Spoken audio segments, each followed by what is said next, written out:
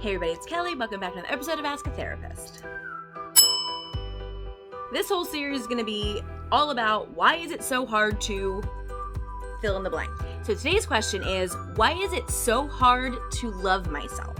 Real quick before we start, don't forget to subscribe, to like the video, and to click the bell so you get notifications when I publish. I'd love to see some comments too. Thanks so much. I felt this question on a pretty deep level because I know there are times when everybody out there struggles a bit with loving themselves. Typically, there's one of two answers to this question. It is so difficult to love yourself, either number one, because you were never taught how, and number two, because you believe you are fundamentally unlovable. Both sound harsh. Let's get into them a bit, okay? Let's start with the second one. You believe that you are fundamentally unlovable. Do you believe that you're lovable? And before you give me that super quick answer, I mean really lovable. Not needed, not understood to be an asset, but lovable. If you stop doing the things that you do for other people, do they still love you? When someone stops needing you, do they not count anymore?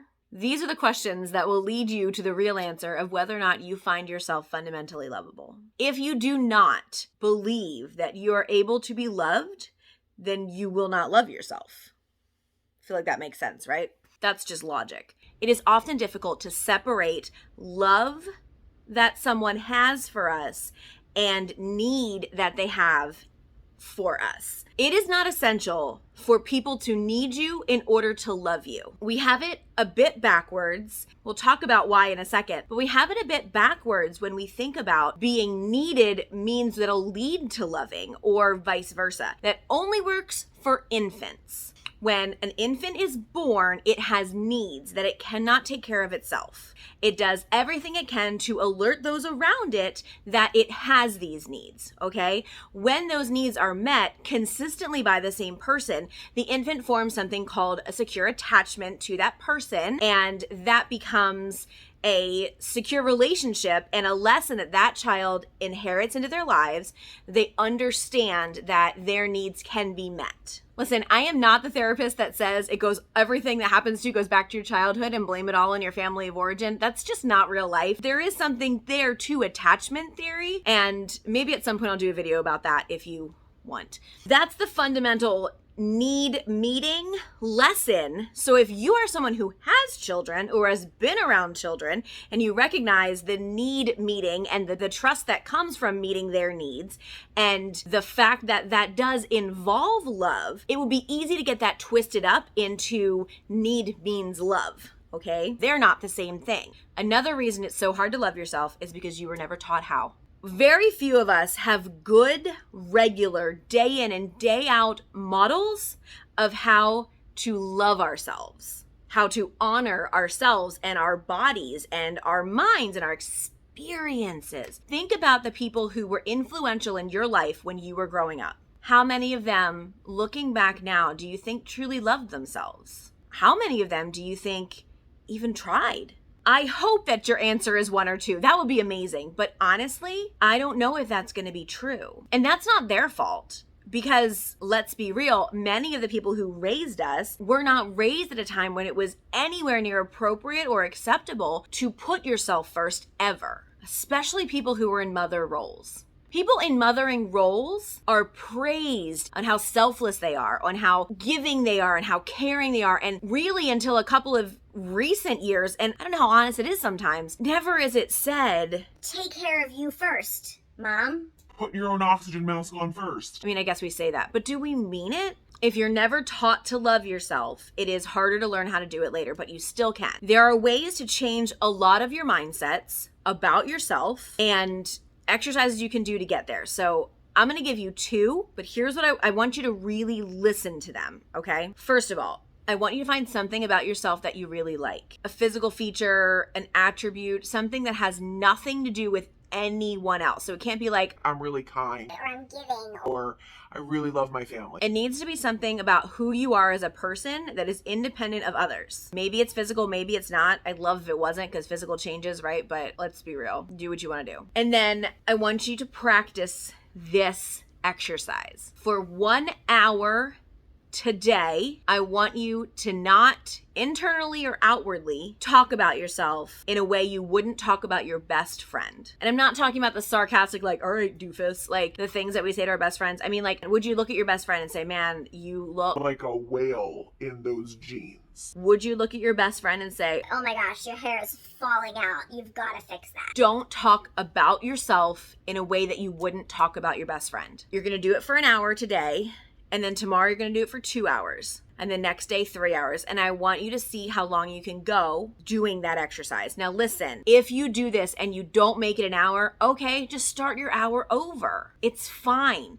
Don't beat yourself up for not being able to do this. The point is to start rearranging the way you think about yourself in order to see yourself differently. You are your only self you are ever going to get. You are the only one who has lived through everything that you have lived through and is sitting where you're sitting or standing, whatever, who is where you are right now. We can be our own worst enemies sometimes.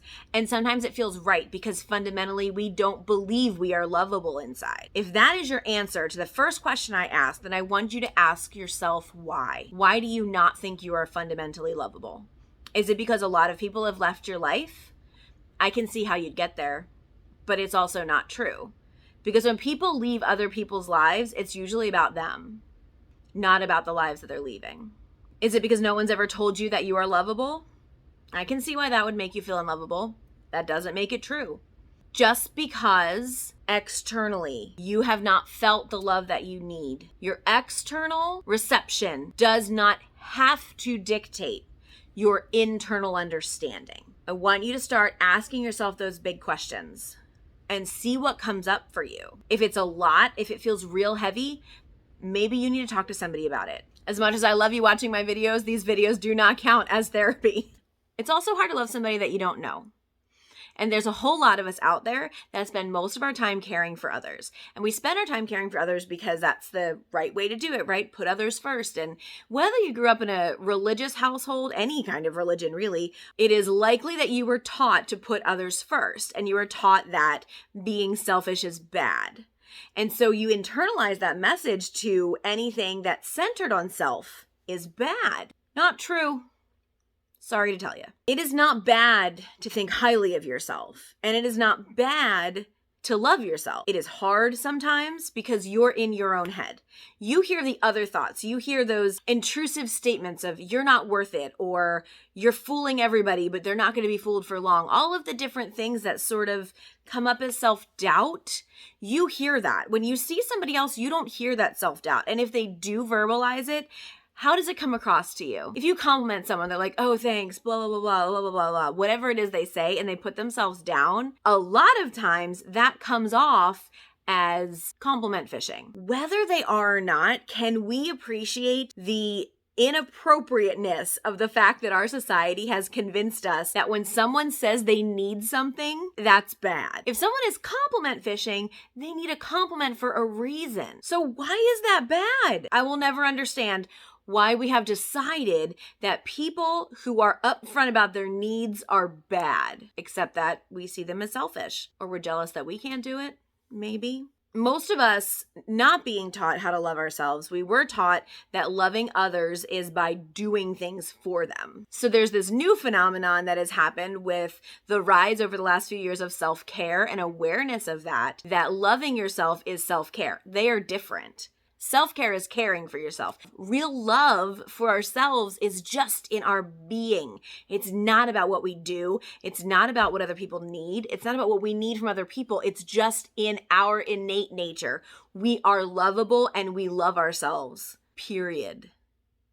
That's it. There's an alarming number of people I know that treat negative things that happen in their lives as though it, number one, indicates their own worth, and number two are things just to push through, power through, get through them, and leave it in the rearview mirror. And that may be true for some things.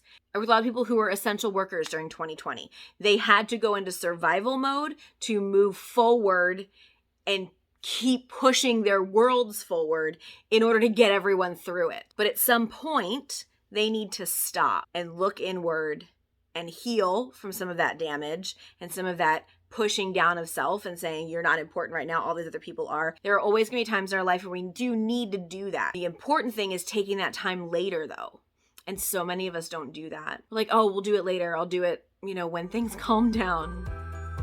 That's it for today. Just an introduction to this Things That Are Hard to Do series with a why is it hard to love myself. I will revisit this topic for sure. Go ahead and leave in the comments your other questions about loving yourself or anything else that it's hard to do, and I will do my best to answer them in future videos. Don't forget to like, comment, and subscribe, and I will see you all later. Take care of yourselves and each other.